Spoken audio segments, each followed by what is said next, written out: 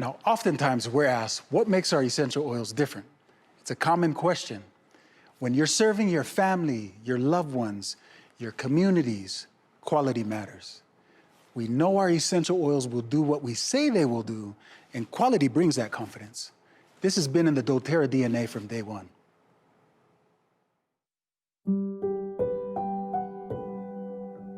Well, sometimes I look back and I just wonder, what were we thinking? What was I thinking? We went for a long, long period of time with no resources. And when I mean no resources, I mean no resources. People told us we were crazy to go all in. You know, is this really going to work? I think some of the most beautiful things can emerge through trial and through difficult times. I had been a physician for a long period of time, and I'd had a patient who came to see me, and they would ask me, Dr. Hill, what do you think about the essential oils? And I made the mistake one time of saying, I think that's one of the craziest things I've ever heard. She looked me right in the eye and she said, I am so disappointed to hear that, because that's done more for me than you or any of your colleagues or anyone has ever done for me. And it intrigued me. And over time, I became more intrigued. I became involved with essential oils. And now for the last several decades, this is all that I have focused on and all that I have done. I remember when I first came into the essential oil industry, I thought they were voodoo oils. I thought they were really, really strange. It wasn't long before I started using oils on my kids, and I was amazed at what I was able to do and how it empowered me as a mom to take charge of my family's health care. So I was a huge skeptic. Parents were educators. My father was a professor of physics. So I just wasn't raised with anything but allopathic Western medicine. I learned over the years how effective they were and can be, especially if they're pure.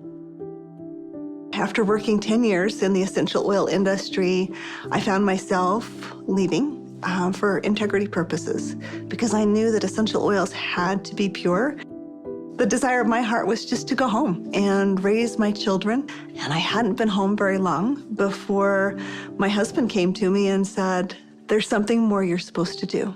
And as he said this to me, I actually was very angry with him, because my heart said, I want to be home with my kids. And he said, sweetheart, you're not listening. There is something you're supposed to do with Dave and Dr. Hill with these oils. And I said, what do you mean, these oils? I've tried all the essential oils out there. There's nothing that meets the quality standards our family needs to use for our health care. And he smiled at me and he said, I know. You're supposed to find them. Stop thinking with your head and start thinking with your heart. And it was in that moment that I knew. It all came together, and I had such a grand vision of going out and finding the world's most pure, most potent essential oils and educating mothers like me how to take charge of their health care. So it was in that moment, before fear took over, that I picked up the phone and I called Dave. And Emily Wright called me at the time and just said, what if we could go out and source the most pure essential oils on the planet and bring them to the world in a mainstream fashion? And he got really emotional.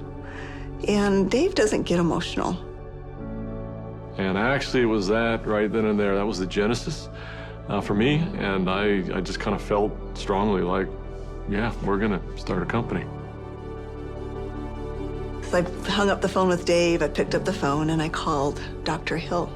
And as I called him, I still remember he kind of giggled. And I said, Doc, this isn't funny. I'm serious about this. What if we could go out and find these pure oils like we've always wanted to do? And what if we could educate people to really understand the power behind these oils? And he said, no, Emily, I'm not laughing because I think your idea is crazy. I'm laughing because I was just getting ready to call you and ask you the very same question. It started with an initial little small meeting in an Italian restaurant. In the far corner, and we met for 5.5 hours until they finally kicked us out of the restaurant because we weren't buying food anymore. And we just started to dream. We would meet anywhere we could find some space to meet. And it was in some strange places. Of course, the basement of the Army Library was one. We got too rambunctious and they finally kicked us out of the library. Sometimes it was in the basement of our homes. I remember not telling my kids, that I was unemployed and starting a new thing, but the dad was working on a project in the basement. As I did the business plan, I started to realize that this was going to be big. I just knew that with such a good team and product that had changed our lives, we felt like this was going to be significant. So as we began in the spring of 2008, that's when we had a massive falling out with the housing market in the United States. And there was a lot of panic and a lot of fear. We looked at starting this company. The first thing you think is, I got to raise money. I've got to get capital. And we set out to do that initially. And actually ended up, the four of us, back in New York City, visiting with some very high-profile people. And as we gathered together that next morning at that conference table, and we've got, all of these Manhattan-style managers that are meeting with us, and they quizzed us for hours. Finally, at the end of the day, they looked at us and they said, "We believe that your business model is going to work. We believe that you will be successful, and we want to fund your venture. We'll give you $5 million. And we all, of course, felt extremely elated. They were willing to fund the company, but of course they were interested in 51% and control. And I just remember the feeling we had as we walked away from that conference table. And the four of us found ourselves in front of the Statue of Liberty. And I remember looking across the water. Almost as if on cue, as I recall, we all just grew somewhat silent. And as we looked out over the water, and I looked at the Statue of Liberty, what rang true to me is, we're doing this to give people freedom. And if we take their money, we can't make people free. And we can't make this dream that we have a reality, because they'll never allow us to bring the quality of essential oils that we know we have to have to light. Because they'll be looking for an exit strategy, they'll be looking for a return on their investment, and that can't be part of the equation.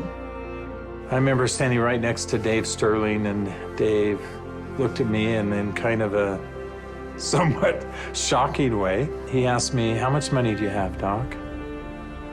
And I said, I don't know. And he said, "How much can you pull together?" And I said, "I don't know." And he asked each one of us in succession, and before we left the park that afternoon, we had made the decision that we were unable to take any resources from anybody, and instead, we would all leverage everything we have. We took the equity out of our homes, we cashed out 401ks, we liquidated everything we owned in order for this dream to come to fruition. And so as I expressed this to my wife, I remember very clearly, she just looked at me and said, "Well, I trust you. You'll take care of us, and we'll be fine." And we had family members even come to us to say, "You're foolish. Your family is going to be homeless." So we went all in, everything. We didn't hold anything back. We thought it would be for just a couple of months that we went without any income, but it was 13 months. Those final months, we're eating almonds and yogurt and telling our kids they can't go to dance practice and they can't play sports because we don't have enough money. But having that belief that it was all going to be worth it. And I remember a day that we had $5,000 left in our account. $5,000 because we had just put together this big oil order. And we didn't know how we were going to make payroll. We didn't know how we were going to make commissions. And just to see how doors open every single time, as long as we continued to step forward, that doors open. People ask me sometimes, how are you guys able to do what you did? And, but everybody rolled their sleeves up and we did every job. We did this job, this job, this job. I was supposed to go out and find these precious oils. I started calling people. And every single person would say, of course, our oils are 100% pure. And that's when I realized almost all essential oils that are sold out there are sold through brokers. These brokers were very smart people, often having very sophisticated labs. And the oils were almost always changed. Most were not pure, most were synthetically created. I had probably 100+ different samples that had been sent to my home. And every time we would meet, Dave, Dr. Hill would say, Emily, have you found the oils yet? I'd have to say, not yet. Like, are we going down the right path? Is this really what we're supposed to do? And I remember one beautiful day, I opened up my doorstep and 5 oils showed up all in the same day. It was frankincense, lavender, tea tree, lemon, and peppermint. As I smelled these bottles, I called up Dave and I called up Dr. Hill and I said, I found the oils. They said, don't you dare open them until we're all together. We knew that these oils were absolutely pure, and it gave us just enough confidence, just enough faith to continue stepping forward. I remember that first discussion we had. We talked about the culture of the company. What type of soul do we want doTERRA to have? And we realized that these oils are experiential. And we realized it had to be a person-to-person model. We had to bring people together. We've got to have a culture of giving back. We have to have a culture of caring. Locking arms with the people who are putting the seeds in the ground, who are harvesting these products. It's making sure that their needs are met.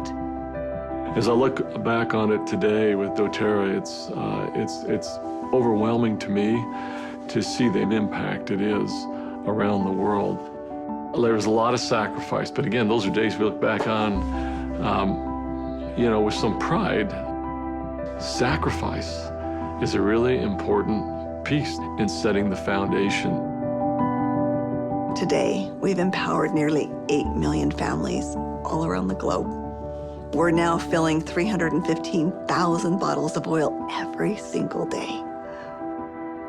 And just to think about it on that scale just warms my heart, knowing that every single bottle is changing somebody's life on both sides of the bottle.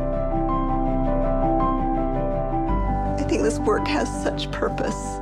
It's like, how can we stop? We have single-handedly changed the acceptance of essential oils in science and in medicine. We are so committed to this work. We are so humbled to be stewards of what nature has created so perfectly for us. And we're so grateful for all of our amazing employees, for all of our amazing wellness advocates, for all of our amazing customers all around the world. We haven't changed in our mission. We haven't changed in our purpose. We're still true to those things that very early on were important. If doing the right thing was important then, doing the right thing is important now. If helping and giving service to other people was important then, it's important now. If sourcing oils differently and doing what had not been done before was important then, it's important now. We feel like, as crazy as it sounds, we're still just beginning.